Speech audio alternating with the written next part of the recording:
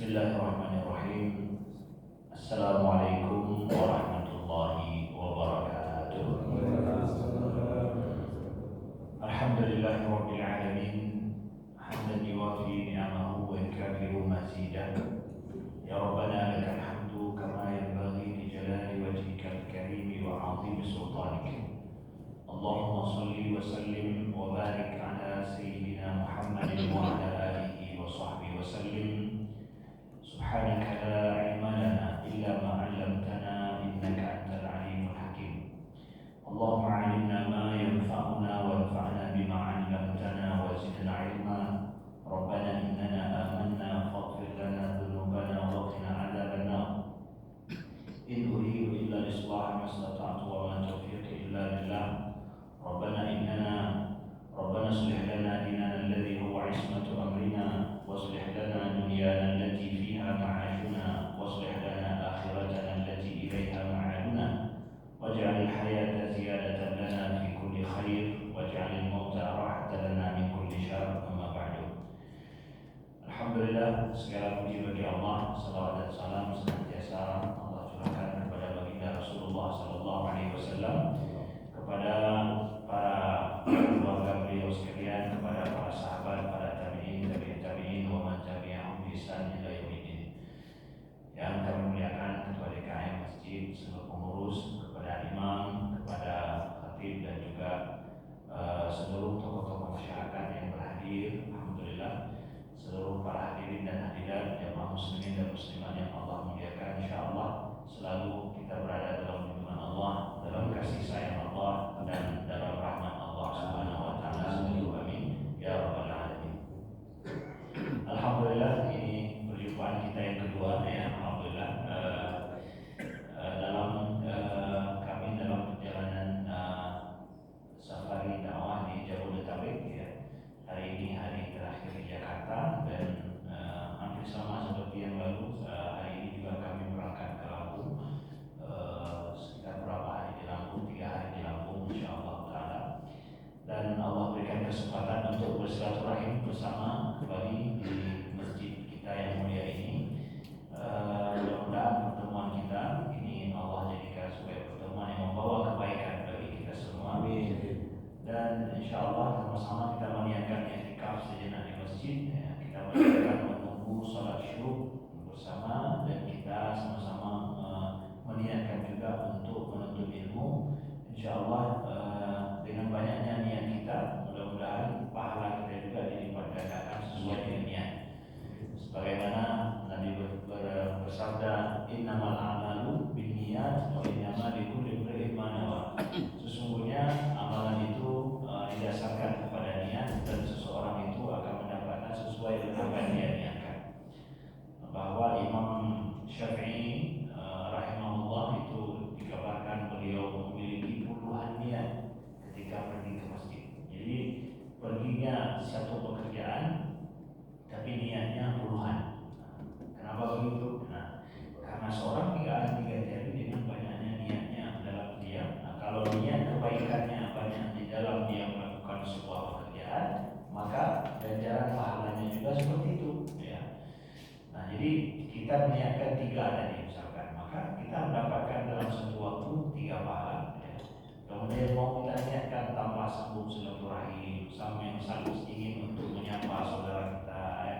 Mau di sini ingin menyapa, ingin untuk menyambut silaturahmi bersama, kita tambah lagi niat kebaikan itu, maka itu akan dikalikan pula pahala kita sesuai dengan niat kita. Sehingga Nabi bilang bahwa niatul mukmin khairun min amali. Niat orang mukmin itu lebih baik dari amalannya, dari pekerjaannya ya. Jadi pekerjaan yang satu niatnya banyak ya, niatnya lebih baik ya, lebih bagus. Lebih bagus karena yang kita niatkan akan mendapatkan lebih banyak daripada ada pekerjaan cuma satu. Itulah orang mukmin dikatakan oleh Nabi sallallahu alaihi wasallam. Baik, pada sumber berbahagia ini kita akan sama-sama mengkaji, mentadabburi ayat Allah dalam Al-Quran.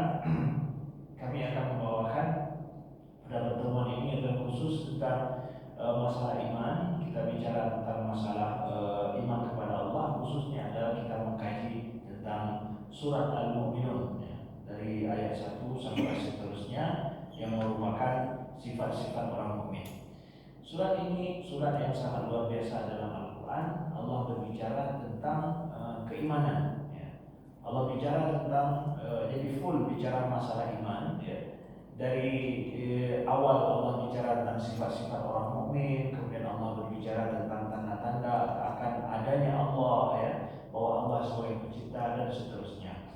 Sampai akhirnya di akhir surat daripada Al-Mu'minun Allah membuat konklusi dan mempertanyakan kepada kita, apa hasibtum annama khalaqnakum abatha wa annakum ilaina la turja'un, kata Allah. Apakah kalian menyangka bahwa kami menciptakan kalian sia-sia dan kalian tidak akan dikembalikan kepada kami, kata Allah ya. Allah tanya kepada manusia, apakah kalian menyangka kalau kalian diciptakan sia-sia? Itu di akhir ayat ya, setelah Allah kemukakan bukti sifat-sifat orang beriman yaitu seperti apa, sampai ujungnya adalah tentang masalah betul-betul kita diajarkan untuk memiliki tujuan hidup. Kalau Allah saja menciptakan kita ada tujuan, bagaimana kita hidup tanpa ada tujuan? Allah tidak sia-sia dalam menciptakan segala sesuatu, semuanya ada tujuan. Yang dikatakan sia-sia tidak ada tujuan. Makanya Allah katakan, afa hasibtum annama khalaqnakum abatha. Apakah kalian menyangka bahwa kami menciptakan kalian sia-sia? Kata Allah, tanpa ada tujuan. Begitu saudara yang dimuliakan Allah. Nah, mari kita lihat pada awal pertama surat Al-Mu'minun. Kalau ada mushaf boleh dibuka, kami persilakan. Nah, kita membaca bersama dan mentadabburi tafsir daripada surat ini. A'udzubillahi minasyaitonir rajim. Bismillahirrahmanirrahim. Qad aflahal mu'minun, kata Allah. Qad aflahal mu'minun. Sungguh telah beruntunglah orang-orang mukmin. Ini Allah berbicara tentang sifat-sifat orang mukmin yang mereka itu beruntung. Jadi Allah katakan qad aflaha, ini bentuk silah taukid menunjukkan bahwa sungguh benar-benar ini, ya, enggak main-main. Orang mukmin itu aflaha. Aflaha itu adalah beruntung, sukses bahasa kita ya. Dan yang lainnya pakai apa saja, sesuatu yang betul-betul orang kalau hidupnya seperti itu, dia itu menyenangkan sesuai dengan tujuannya ya. Aflah ya. Beruntung kita itu kan kita punya tujuan. Setelah itu hidup kita sesuai dengan tujuan yang kita inginkan, itu berarti beruntung ya. Orang kan semua punya tujuan. Hari-hari kita juga ada target. Kalau sampai target kita itu tercapai, kita akan beruntung. Bahkan tercapainya di luar target dari yang kita harapkan, lebih lagi beruntungnya. Orang mukmin, orang punya tujuan hidup ya. Dan kemudian dalam hidupnya dia bisa mencapai target dan tujuannya, maka itu akan beruntung. Nah, jadi Allah pastikan orang mukmin itu beruntung. Tapi Ustaz, ada juga orang mukmin kan beriman dia tapi nggak beruntung. Ya betul. Ada juga orang mukmin beriman tapi kadang dia nggak beruntung. Kok bisa Ustaz? Nah, sekarang Allah kasih tahu sifat-sifat orang mukmin yang beruntung, yang memiliki sifat ini. Jadi objektif Allah katakan yang memiliki sifat-sifat yang 7 sifat ini itu dijamin beruntung dalam hidupnya, dunia dan akhirat. Jadi ini nggak bicara mukmin ecek-ecek, tapi mukmin yang high class. Mereka yang dijamin sukses, seperti pengusaha. Misalkan kan nggak semua pengusaha juga sukses ya. Emangnya setiap pengusaha kalau orang bilang bahwa mau kaya, berdaganglah. Nah, emangnya setiap orang berdagang itu kaya? Setiap orang berdagang itu sukses? Kan enggak juga. Nah, tapi ini sifat-sifat orang mukmin yang sukses. Ini sifat-sifatnya kategorinya, kata Allah. Nah, begitu juga di sini kata para ulama. Iman itu apa sih iman itu? Mukmin artinya orang yang memiliki iman. Orang memiliki iman, iman kata para ulama tauhid, ulama akidah itu adalah tasdik. Ya, tauhid itu dia membenarkan akan segala yang telah disampaikan oleh Nabi Muhammad SAW dan diajarkan oleh Nabi, mulai dari masalah ketuhanan dan rukun iman semuanya, dan semua yang diajarkan Nabi dalam sunnah-sunnah beliau. Dia beriman dan meyakini itu tanpa keraguan sedikit pun dalam hati. Nah, itu namanya orang beriman. Orang meyakini akan ajaran Nabi Muhammad dalam masalah rukun iman seluruhnya dan juga dalam tuntunan kehidupan, ya, tanpa ada keraguan bahwa itu adalah benar, tanpa ragu dalam keadaannya. Makanya iman itu dari amanah. Amanah itu artinya aman. Amanah itu aman, ketenangan. Ya. Jadi orang yang beriman dan meyakini akan Nabi Muhammad dan ajaran beliau sudah di tahap dan titik aman. Titik aman sudah, tanpa ada tidak perlu didiskusikan lagi, tidak perlu diperdebatkan lagi, tidak perlu mencari bukti-bukti lagi. Sudah, keyakinannya itu sudah tak perlu lagi dipertanyakan, tinggal diamalkan saja. Ya.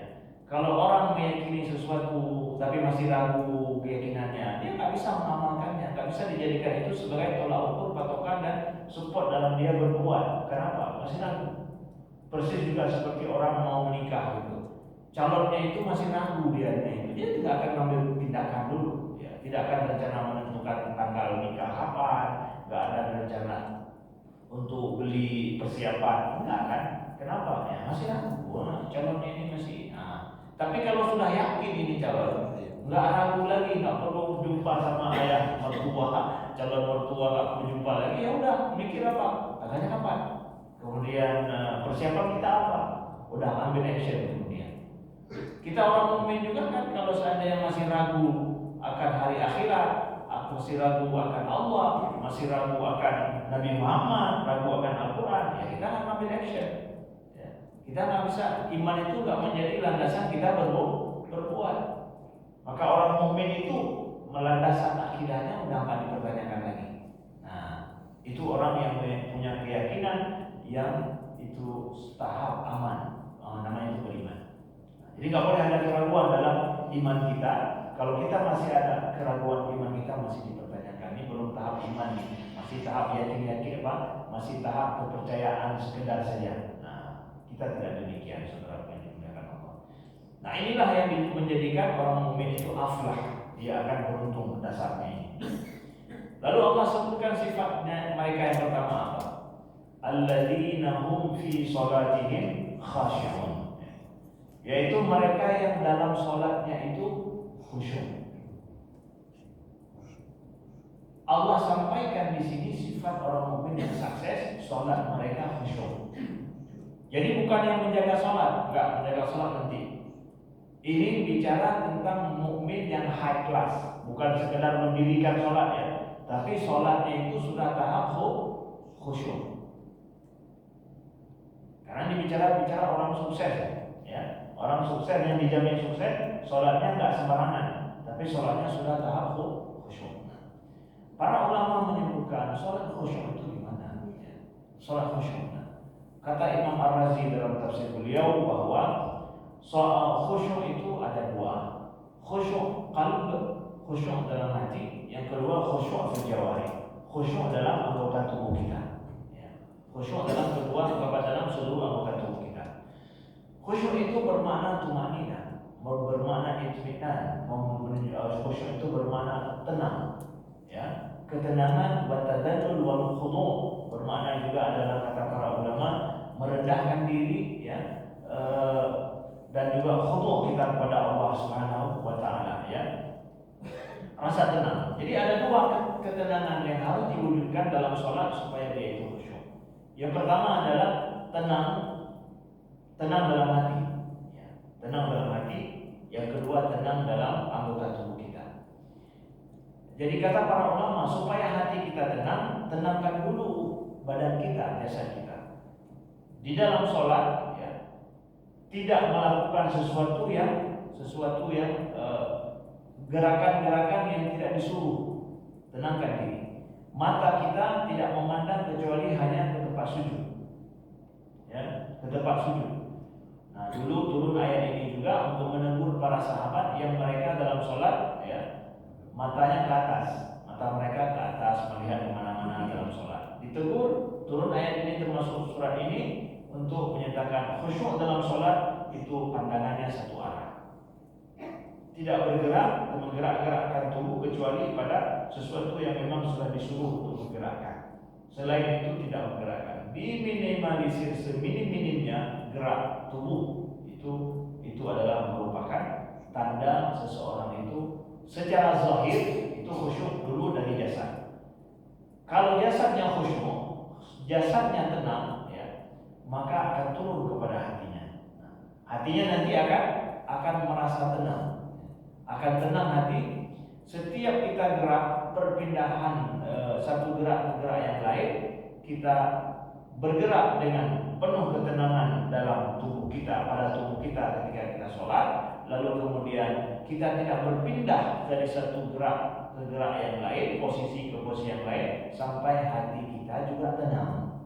Bukan cuma tenang jasad saja, tapi kemudian tenangnya hati kita.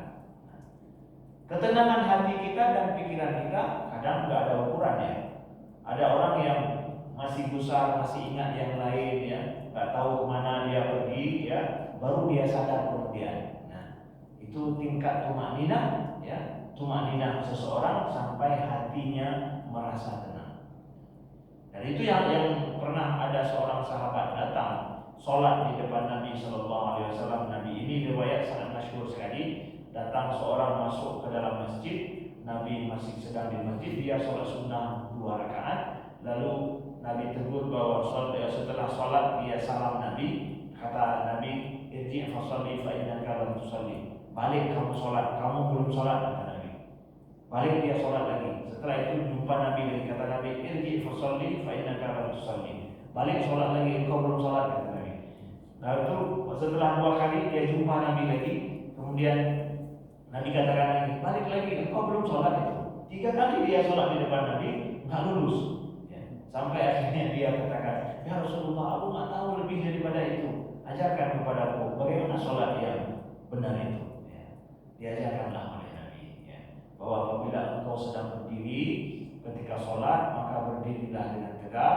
Kemudian setelah itu bacakanlah yang mudah bagimu dan di dalam sholat, ya, tentunya bacaan-bacaan yang sudah diajarkan Nabi, ya, ayat-ayat yang mudah bagi kita. Kemudian apabila engkau rukuk, maka rukuklah dengan lurus, menjaga lurus tulang punggungmu, dan sampai tatma'inna raki'an, sampai engkau rukuk betul-betul tenang rukukmu, ya. Jadi tingkat mutma'inna itmi'nan rukuk kita tenang itu ukurannya apa? Ya, karena kita yang bisa mengukur, ya. Enggak ukurannya kalau di foto udah fotonya udah tenang dia.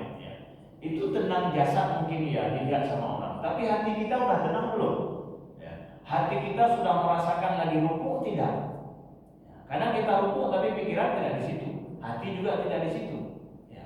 Kita merasakan nggak sedang rukuk itu dan sadar tidak? Nah, gitu. Sampai kemudian kita merasa tenang. Ya. Maka disuruh supaya ketika rukuk itu kita menekan lutut kita kuat, ya. Dan kita rasakan kita betul-betul sedang tertarik, bahkan anggota tubuh kita sedang melaksanakan rukuk. Karena itu jarang kita lakukan, kecuali dalam senam pagi, ya. Kalau ada pun itu, ya. Tapi orang yang orang mukmin itu tiap hari dia melakukan itu, sadar tidak kita kalau kita sedang rukuk di depan Allah Subhanahu Wa Taala. Kalaupun nggak sadar di depan Allah, tapi sadar rukuk dulu nggak? Ada juga orang ya udah nggak sadar di depan Allah, rukuk pun tak sadar. Otomatis aja pas bangun baru, ya, jadi sadar, tatma'inna raki'an, kata Nabi, sampai engkau merasa tenang, damai hatimu ketika engkau melaksanakan rukuk. Lalu kemudian ketika engkau berdiri juga berdirilah secara tegap sampai merasa tenang. Kemudian pindah ketika sujud juga begitu, sampai engkau merasa tenang engkau bersujud, ya. Sadar kita sedang bersujud, ya. Tenang kita sedang bersujud. Nah, begitu diajarkan Nabi sampai, dan jadikan itu selalu dalam seluruh sholatmu, kata Nabi. Mewujudkan ketenangan, kesadaran ketika kita sholat itu adalah kunci dalam kita khusyuk. Nah, Yang jadi imam, makanya diperhatikan yang jadi imam siapa saja. Kita jadi imam, kita angkat pada saat atau berpindah posisi gerak pada saat kita merasakan sudah jamaah itu sudah merasakan ketenangan tumanina dalam sholat. Nah, kita harus sadar banyak orang di belakang, ya betul. Gak boleh lama-lama juga, ya. Gak boleh lama-lama juga. Tapi yang porsi pas orang siapapun yang ikut kita, ada yang terlambat sedikit atau apa begitu, kan macam orang ketika Allahu Akbar kan nggak semuanya langsung begitu kan. Tapi mereka bisa mewujudkan itu, ya. Tidak segera cepat-cepat juga. Kan ada juga kadang imam, biasanya imam baru tiba-tiba datang atau apa gitu, ya, atau imam serap ya, imam aslinya tidak ada. Nah ini kadang suka-suka dia ketika rukuk sujud kita masih belum apa-apa udah bangun gitu ya. Dia harus dijaga, ya, kekhusyukan, ketenangan di dalam itu dalam kita sholat. Bapak Ibu yang dimuliakan Allah. Baik, kemudian selanjutnya walladzina hum, maaf saya jelaskan sedikit lagi masalah khusyuk ini. Terlintas dalam pikiran saya bahwa ya kata para ulama juga tentang makna daripada khusyuk itu, ya, kita wujudkan khusyuk dalam sholat sebagai kualitas terbaik sholat itu adalah apa yang kita baca kita tahu. Di samping kita sadar dengan pekerjaan kita, lalu apa yang kita baca kita tahu artinya dan kita pahami. Nah ini yang penting harus kita ketahui. Dulu kita belajar sholat ketika masih kecil, alhamdulillah, ya, masih TK, masih SD, ya, atau ya remaja kita. Tapi pada masa itu kita belajar doa-doa sholat itu nggak diajarkan arti. Karena apa? Anak-anak kecil tidak sedang belajar tentang arti. Pokoknya hafal aja dulu, tenang aja. Lalu kita dewasa, ilmu sholat kita masih SD, ilmu dunia kita sudah S2, S3. Ilmu sholat sertifikatnya SD. Ilmu dunia kita sertifikatnya S2, S3, timpang. Kita harus perbaiki, ya. Harus sadar kan, kita tahu sudah apa doa-doa dalam sholat kita. Sehingga itu menjadikan khusyuk kita bertambah lagi. Lalu yang keempat dalam khusyuk itu adalah betul-betul sadar terhadap apa yang kita lakukan dari awal sholat kita sampai akhir. Sadar betul. Kata Allah dalam Al-Quran, ya ayyuhalladzina amanu la taqrabus sholata wa antum sukara hatta ta'lamu ma taqulun. Wahai orang-orang yang beriman, jangan dekati sholat, ya, dalam keadaan mabuk sampai engkau tahu apa yang kamu ucapkan. Jadi kalau orang sholat nggak tahu apa yang dia ucapkan, nggak sadar dengan apa yang dia ucapkan, berarti ya. Dan kalau mabuk berarti jangan dekat dulu sama sholat. Kan gitu logika kembalinya kan. Hai orang-orang yang beriman, jangan dekati sholat, ya, dalam keadaan mabuk sampai engkau sadar tahu apa yang kamu ucapkan. Berarti kalau nggak tahu, nggak sadar dengan apa yang diucapkan, mabuk berarti jangan dekat dulu sama sholat. Kayak gitu.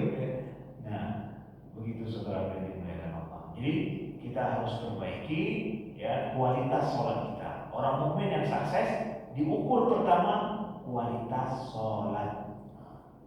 Kata Imam Ar-Razi, kenapa sifat ini yang pertama Allah kasih tahu? Karena orang mukmin yang sukses itu kualitas sholat itu yang pertama dilihat. Karena itu sifat dia yang setiap hari, yang setiap training dia itu setiap hari itu. Kalau zakat, kalau haji, ya haji seumur hidup sekali, zakat setahun sekali, puasa setahun sekali, sebulan aja. Tapi yang training setiap hari, ya, bukti ada setiap hari, ya sholatnya. Jadi bukan kualitas zakat yang dilihat, tapi kualitas sholat, karena itu setiap hari. Nah, itu sifat yang pertama. Yang dalam sholatnya dia sudah tahapan khusyuk. Kedua, walladzina hum 'anil lagwi mu'ridun. yaitu orang-orang yang orang mukmin yang anil lagwi mu'ridun. Mereka menjauhkan diri dari lagwun, ya. Menjauhkan diri dari lagwun. Lagwun itu apa? Lagwun itu kata para ulama tafsir bahwa mana faidata lahu minal qawli wal fi'l, yaitu perbuatan atau perkataan yang tidak berfaedah, tidak bermanfaat, tidak berguna. Tindakan atau perbuatan atau sikap yang tidak berguna atau tidak bermanfaat. Berarti kan sudah produktif sekali ini orang, ya. Perkataan dan perbuatannya yang tidak bermanfaat itu dia jauhkan. Kata para ulama lagi ini masuk tiga. Yang pertama adalah 3 hal. Yang pertama menjauhkan diri dari yang tidak bermanfaat, pasti yang maksiat, yang haram, jelas. Ya, dia mampu menjauhkan diri dari yang haram. Haram itu enggak bermanfaat, bukan bermanfaat saja, tapi merusak. Ya, merusak.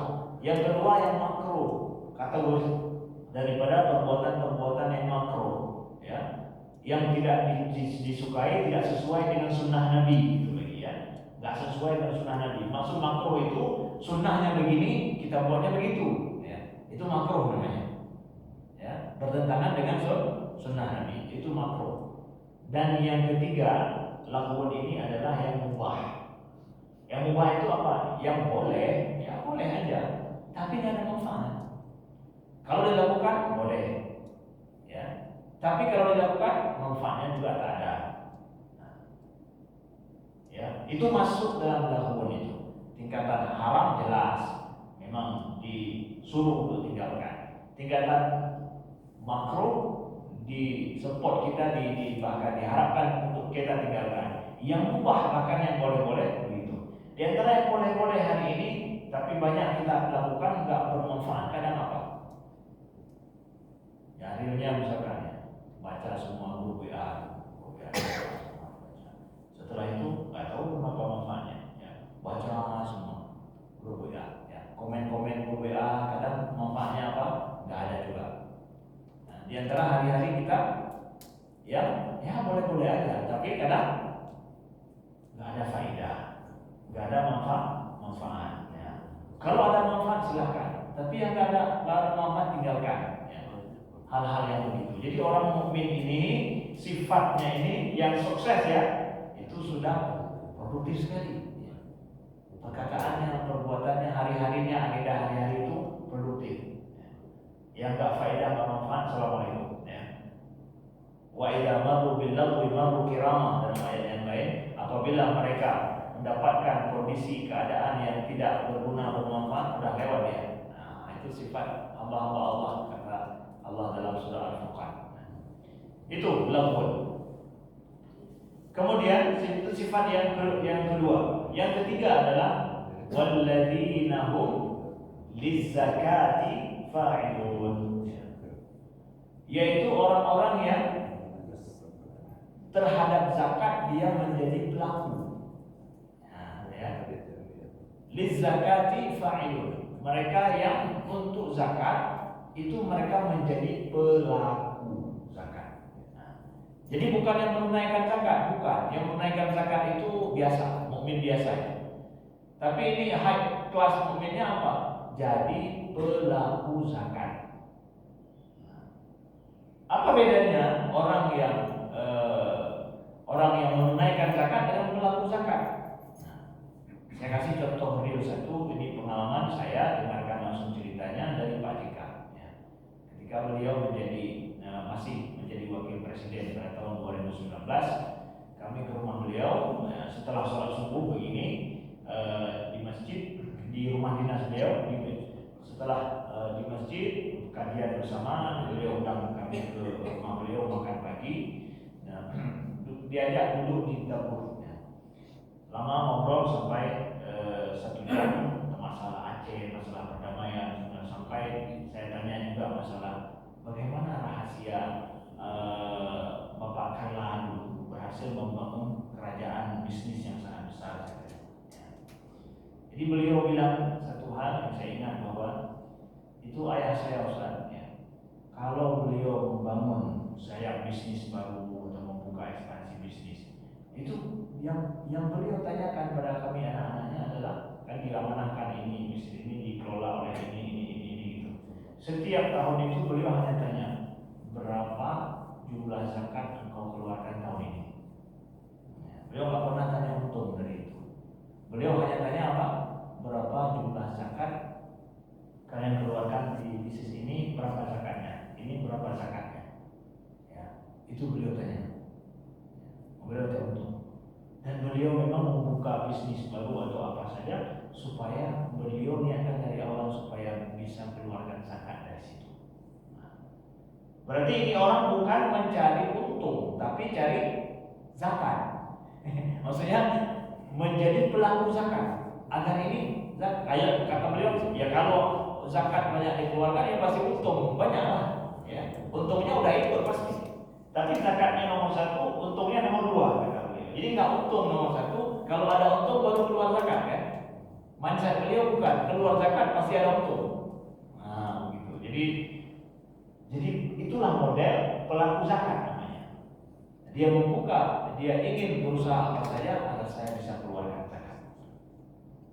Tapi kalau misalkan ya kita keluarkan kalau ada untung, kalau nggak ada untung ya nggak perlu kita keluar zakat. Nah, ini mindsetnya beda. Ini mindset biasa, berarti mobil biasa nih. Nanti dihitung-hitung, setelah itu baru kena zakat ya. Bahkan terkejut dia kalau nggak kena zakat. Nggak kena zakat. Coba lihat lagi yang lain kan, coba. Kalau bisa lagi dari zakat. Ada orang-orang yang seperti itu ya. Kalau bisa, oh ini udah kena zakat nih, kita jual aja dulu biar nggak ada kena zakat gitu ya. Padahal pajak lebih besar daripada zakat ya. Nah, jadilah pelaku zakat. Jadi mindset orang mukmin yang sukses itu adalah dia sudah menjadi pelaku zakat. Saudara yang dimuliakan Allah ya. Mudah-mudahan kita semua Allah jadikan di antara orang-orang yang menjadi pelaku zakat, yang hidupnya beribadah supaya dia bisa mengeluarkan zakat ya, beribadah dengan zakat. Lalu kemudian sifat selanjutnya walladzina hum li furujihim hafizun. Kemudian orang mukmin yang sukses itu kata Allah, mereka yang terhadap kemaluan mereka itu mereka jaga. Ya, mereka jaga kemaluan mereka. Jadi Allah katakan farjun itu memang adalah kemaluan kita. Dikatakan oleh Allah, mereka menjaga itu. Illa ada, kecuali ala azwajihim aw ma malakat aymanuhum fa innahum ghairu malumin. Kecuali bahasanya adalah kemaluan itu hanya boleh dipakai pada 2 hal saja. Azwajihim, pada istri-istri mereka, ya, pasangan hidup mereka ya, yang sah. Au ma malakat aymanuhum, atau hamba budak sahaya, hamba atau budak. Ya. Gimana itu Ustaz? Emangnya hamba dengan hamba sahaya atau budak boleh? Nah, dulu pada masa turunnya Al-Quran ada hamba sahaya pada masa kehidupan zaman dulu. Sekarang sudah tidak ada lagi. Tidak ada lagi hamba sahaya ya, yang diakui oleh Allah, yang diakui di dalam Islam ya, dan tidak ada juga hamba sahaya yang diakui oleh hukum manapun, tidak ada lagi ya. Dulu ya hamba sahaya ini ada, misalkan budak itu harga budak dulu orang beli budak itu lebih mahal sekali. Jadi budaknya itu dianggap adalah boleh untuk dia nikahi ya. Kalau punya anaknya itu merdeka. Dan nanti gara-gara dia menikahi budak ini, ibu-ibunya ini bisa jadi merdeka. Jadi itu cara Al-Quran untuk memerdekakan budak itu semua. Ya, sehingga dia tidak akan jadi budak setelah itu, anaknya nggak jadi budak lagi, berakhir masa perbudakan. Nah, boleh dinikahi oleh majikannya supaya apa? Alasannya nanti mereka bisa merdeka, sehingga dengan demikian secara alami perbudakan terputus rantainya. Ya, terputusan, sehingga sekarang tidak ada lagi. Kalau ada orang Arab Saudi bilang TKW itu budak, itu Arab sesat itu ya. Arab sesat itu tidak ada perbudakan lagi sama sekali. Terus hukumnya ada Ustaz ya. Ini masuk dalam masalah ada hukum tapi tidak ada objeknya. Boleh hukum ada tapi objeknya tidak ada. Jadi jangan gara-gara ada ini cari objek. Oh, berarti selain istri cari budak sekarang ya. Objeknya sudah tidak ada lagi. Hukum ada, objek hukum tidak ada. Boleh ada, boleh saja kondisi hidup seperti itu kan. Hukumnya ada, objeknya tidak ada. Misalkan suatu saat negara kita maju, ya, zakatnya nggak ada yang terima lagi. Kita pernah dengar dalam sejarah kemajuan Islam itu orang mengeluarkan zakat yang penerimanya tidak ada. Tapi keluar zakat, apakah nggak ada penerima, nggak ada mengeluarkan zakat? Wajib keluarkan zakat. Hukum zakat tetap berlaku, penerimanya tidak ada, walau tidak ada. Nah, jadi itu namanya hukum ada, objek zakat tidak ada, objek hukum tidak ada. Nah, begitu saudara menjelaskan. Ya. Jadi hanya kepada itu, selain daripada itu, maka itu faman ibtagha wara'a dzalika faulaika humul adul. Siapa yang mencari di belakang daripada itu atau melewati garis itu, faulaika humul adul, mereka itulah orang yang melampaui batas. Atau dalam bahasa lain diterjemahkan dimanakan orang yang dimusuhi, ya, oleh Allah Subhanahu wa taala. Jadi sekarang yang ada cuma apa? Istri atau suami, udah itu aja. Jadi kemaluan itu hanya bisa dipakai untuk itu. Selain daripada itu tidak boleh. Dimusuhi oleh Allah dan mereka melampaui batas. Ya. Maka kawin kontrak, mut'ah dan yang lain itu ijma' para ulama bahwa itu tidak boleh. Ya. Kawin kontrak atau kawin mut'ah itu tidak dianggap pernikahan. Karena orang yang nikah kontrak itu dia tidak mewarisi, sedangkan istri mewarisi. Bahkan orang Syiah sendiri yang kalau ada yang bilang bahwa kawin kontrak itu boleh orang Syiah, tapi itu yang dikawini tidak mewarisi. Kalau nggak mewarisi, apakah dia istri? Ya. Bukan, itu bukan istri. Bukan, maka tidak disebut dengan zaujun dia, bukan zaujun dia, bukan zaujah. Kalau zaujah pasti mewarisi. Walaupun 4 istrinya semuanya mau mewarisi, bukan istri pertama aja ya. Tapi kalau istri sah, 4-4-nya baru walau 1 hari dia nikahi, masih sah tidak ditalak 3, udah itu akan mewarisi. Tapi istri kawin bukan istri kawin kontrak ini tidak mewarisi, maka kata orang dia adalah haram.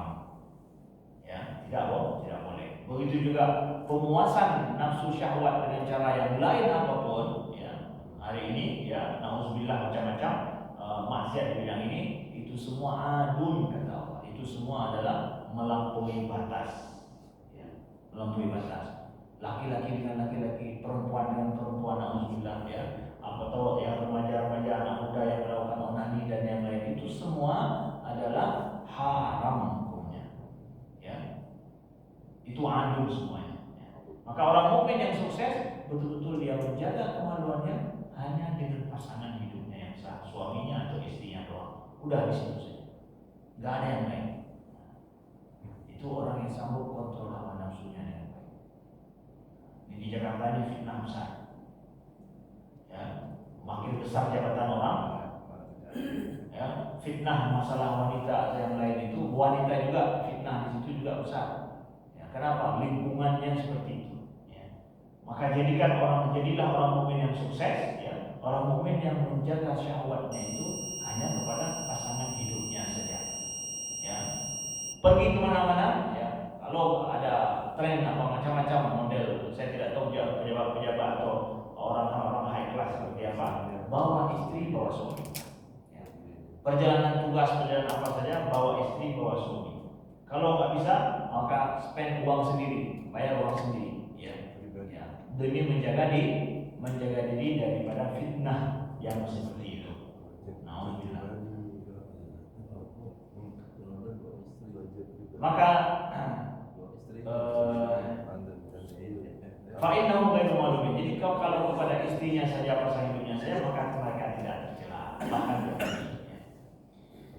selanjutnya sifat yang keberapa ini? Yang kelima dan keenam adalah walladzina hum li amanatihim wa ahdihim ra'un. Kita sampai jam berapa ini? Sepakat? Sampai jam berapa ini? 6. Jam 6 ya? sekali Ustaz, kita keluar malu kita ya.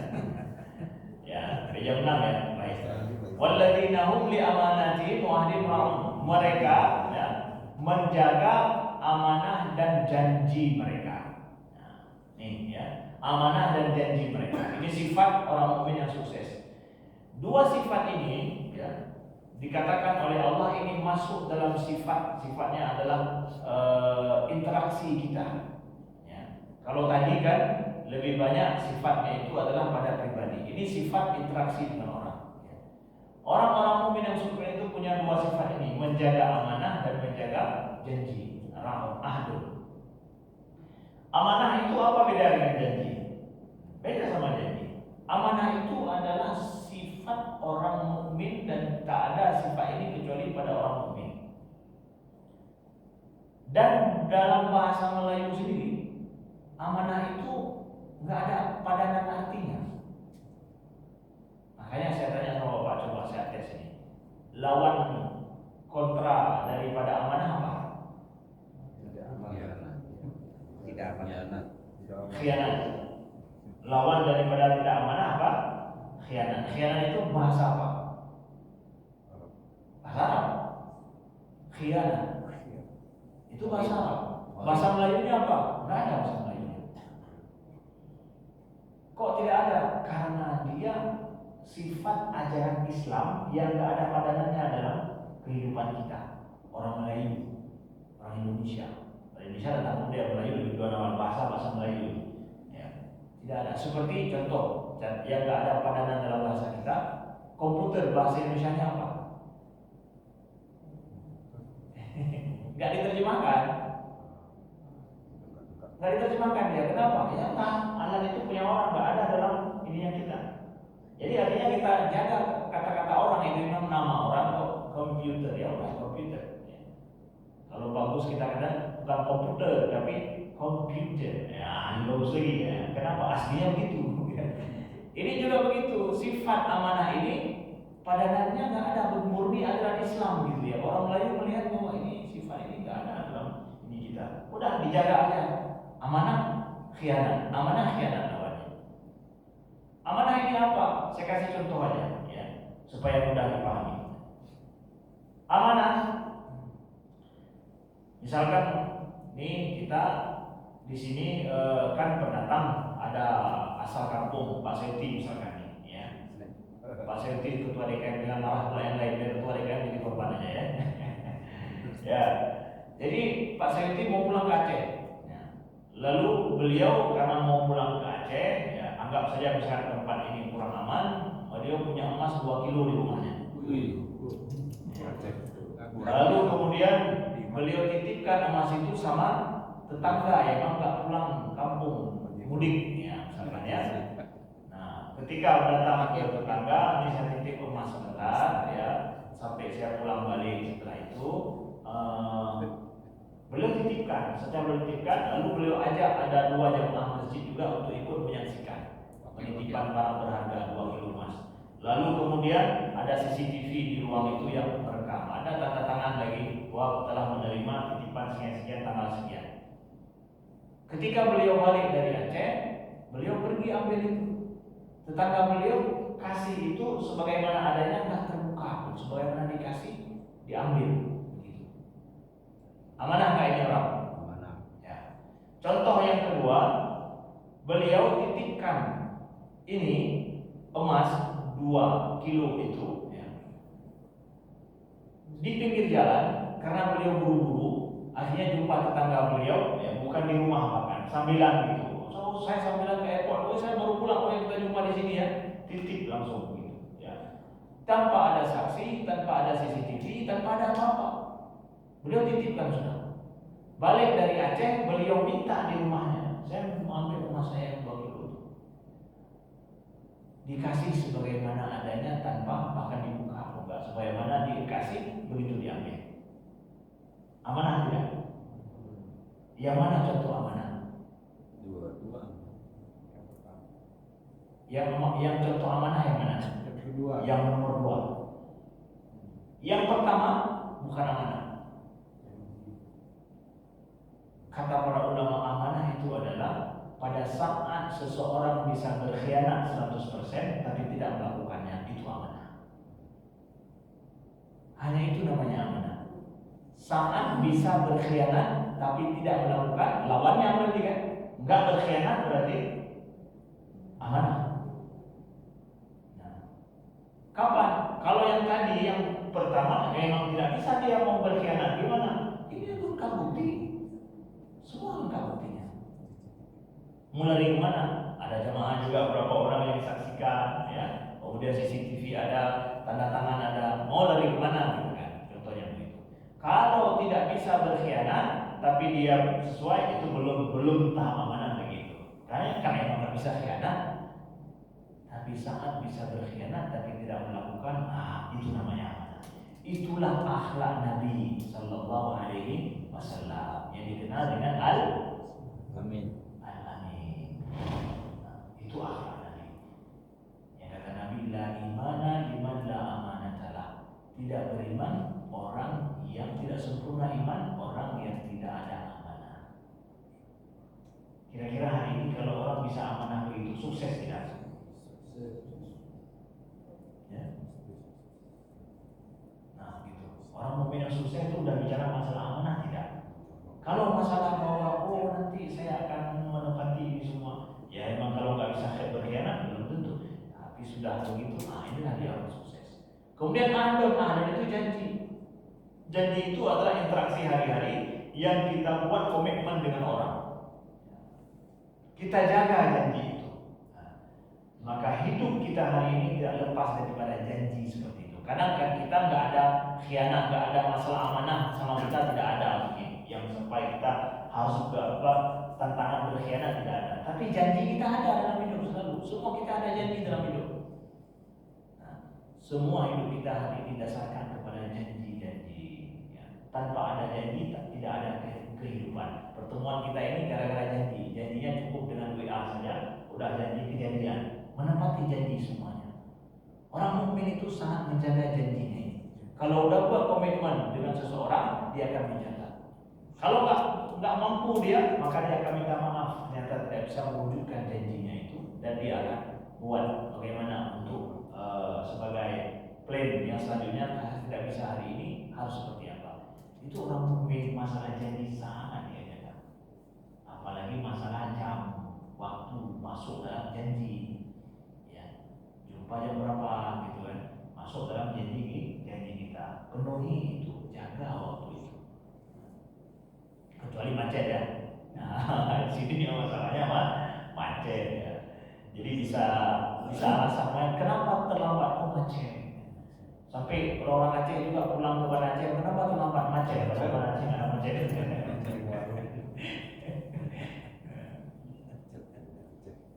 Maka yang sifat itu dua sifat orang yang sukses. Yang terakhir adalah walladzina hum ala shalawatihim yahafizun, yaitu mereka orang mukmin yang menjaga sholatnya. Diulang sama Allah tapi dengan makna yang berbeda. Orang mukmin menjaga sholat mereka. Kalau tadi kualitas sholat sudah khusyuk, ini menjaga. Jadi orang yang menjaga sholat itu sifat yang kedua. Ya, orang kalau nggak jaga sholat gimana dapat khusyuk gitu kan? Orang dalam hidupnya dia jaga sholat. Jaga berarti bukan cuma melakukan, tapi menjaga. Maka Allah suruh kita menjaga sholat, bukan cuma melakukan. Orang yang menjaga pasti melakukan, tapi kalau nggak menjaga belum tentu dia melakukan. Jadi kalau kita pergi ke kantor, kita akan pikir sholat di mana. Kalau saya kerja, pekerjaan kita mungkin pekerjaan yang agak berhubungan dengan dunia luar ini, kalau nanti saya sholat bajunya seperti apa, dijaga, dari dipersiapkan semuanya, nggak ada istilah nggak bisa sholat nih baju ini pulang. Kenapa baju tidak suci? Ya tidak ada baju ganti, kenapa nggak dipersiapkan? Maka sebaik-baik cara hidup kita itu adalah kita bekerja, mindset kita adalah kita bekerja itu sambilan menunggu sholat. Kenapa pergi ke kantor? Kenapa pergi kemari? Sambilan menunggu sholat. Ini kita habis sholat subuh, di depan kita ada sholat zuhur. Kita sekarang menunggu sholat zuhur setelah itu. Sambil nunggu sholat zuhur kemana? Ya pergi kantor dulu. pergi kerja dulu. Sambilan nunggu sholat zuhur. Jadi sholatnya asli, kerjanya sambilan. Bukan sambilan, bukan sholatnya yang sambilan kerja. Bedanya apa? Bedanya begini. Kalau orang yang menunggu sholat, memang asal sholatnya dia tunggu, dia jaga, kerjaan sambilan, ketika datang waktu sholat, memang itu yang diharapkan. Tapi kalau orang yang sebaliknya, kerjanya asli, sholatnya sambilan, maka nanti dia ketika datang waktu sholat, baru sebentar lah azan nih, ya. Belum apa-apa sudah azan, ya. Jengkel dia datang azan itu. Nah itu berarti sholatnya sambilan. Ini Allah suruh jaga sholat, jadi bukan sambilan. Memang dijaga jauh-jauh waktu sebelum datang. Maka sholat kita sambilan, bukan sambilan tapi aslian. Sholat itu kerja itu sambilan. Ya, begitu Bapak Ibu yang dimuliakan. Baik, sampai di sini. Kata Allah, ulaika humul warisun, mereka lah yang mewariskan surga, kata Allah Subhanahu wa taala. Amin. Mudah-mudahan Allah wariskan kepada kita surga Firdaus yang masuk ke dalamnya secara kekal dengan nikmat di dalamnya. Amin ya rabbal alamin. Pas jam 6 ada pertanyaan?